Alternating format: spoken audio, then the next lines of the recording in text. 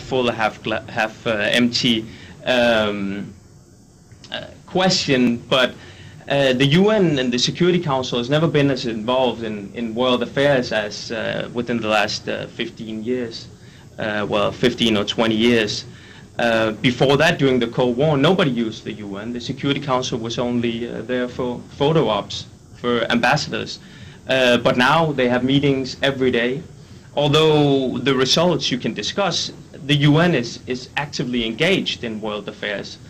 And so, for me, that's at least a positive sign, and a sign that we're going in a right direction. And so I want to touch briefly on what the ambassador also said about 1944 and the UN, the founding of the United Nations. To a large extent, I agree that when it was founded, it was never meant as a democratic institution, the Security Council.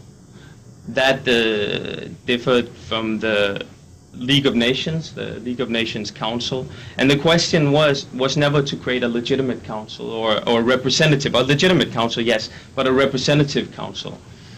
It was created to create a basis for the four policemen, as Roosevelt said, that could govern each part of the world.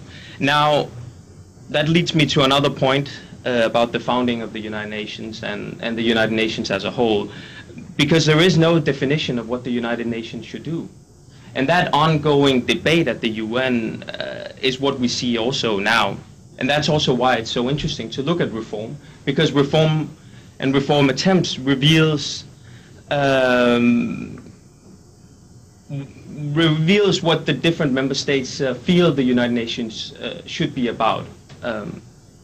So when the US says it should be about peace and security, and developing countries say no, it should be about development, it shows us what the countries really feel that the United Nations should be about. And I guess that also leads me to the point about poverty. Unfortunately, we also, although the United Nations is trying to alleviate poverty, there is no definition, unfortunately, of how we go about this.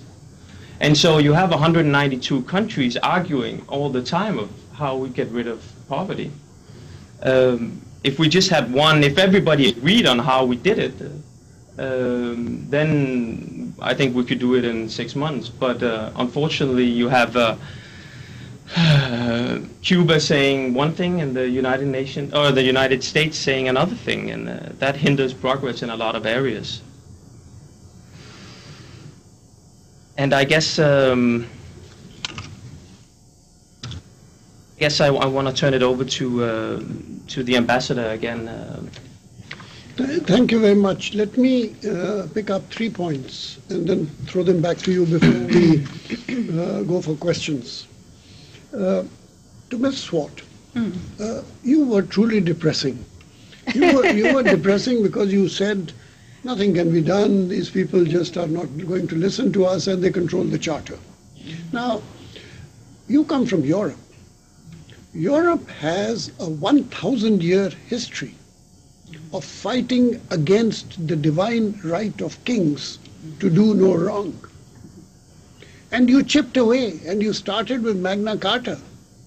And ultimately, you managed by the 18th century to bring in the concept of democracy and the social contract and the need for accountability and the concept of elections, etc. And so you can't just give it up because you've got these 5 Johnnies in the UN who are aristocrats. We do not have to listen to them at all.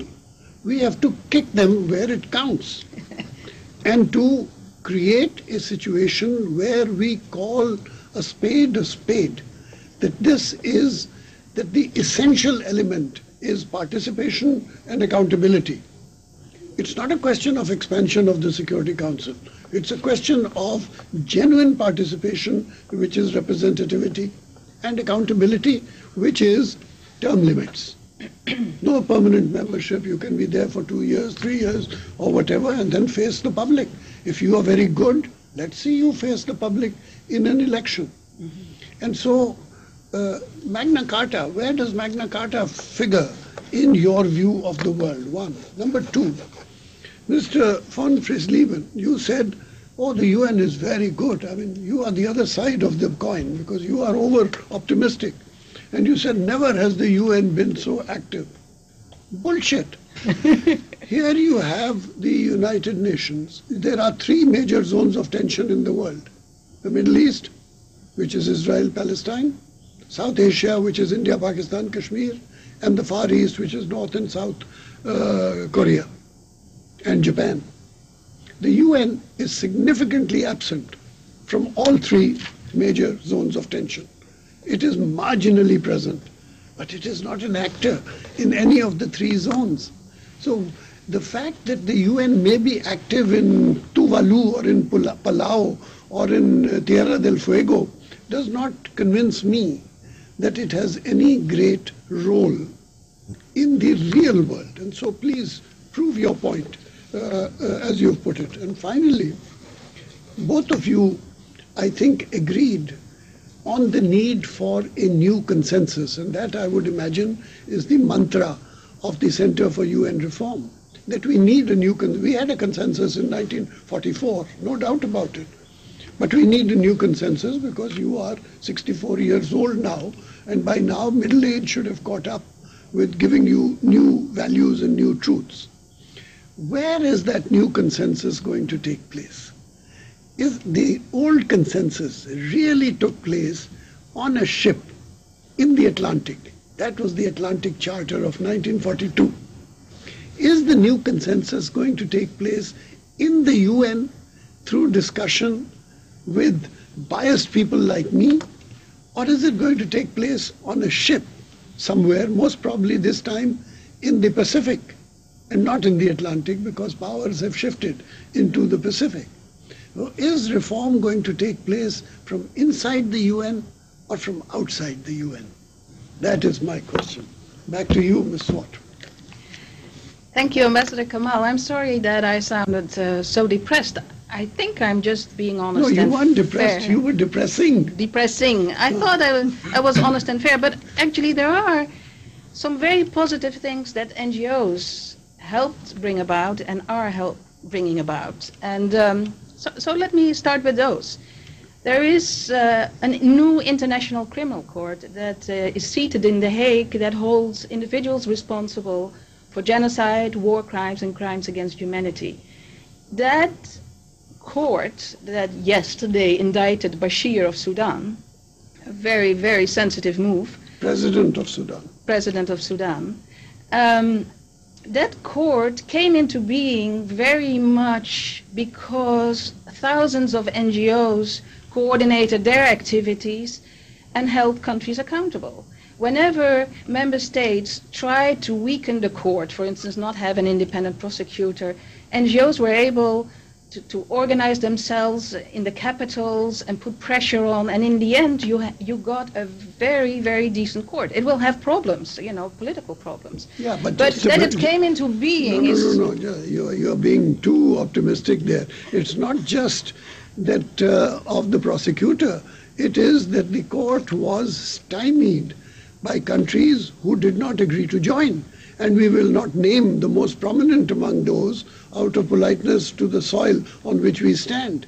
But unless you have complete membership in the court, this court can go nowhere. I hope you agree. Yes. The court does have more than 100 states parties right now. Nobody imagined that the court could come into being in just a scope of 5 years and would have such a participation within the next 5 years. So yes, some of the bigger countries are not participating, the US and India and Pakistan and China. Some of the more powerful countries are afraid to be fully participating in it, though I guess that the US involvement may change with the new administration of Barack Obama. But all in all, it was a very positive development, a new institution with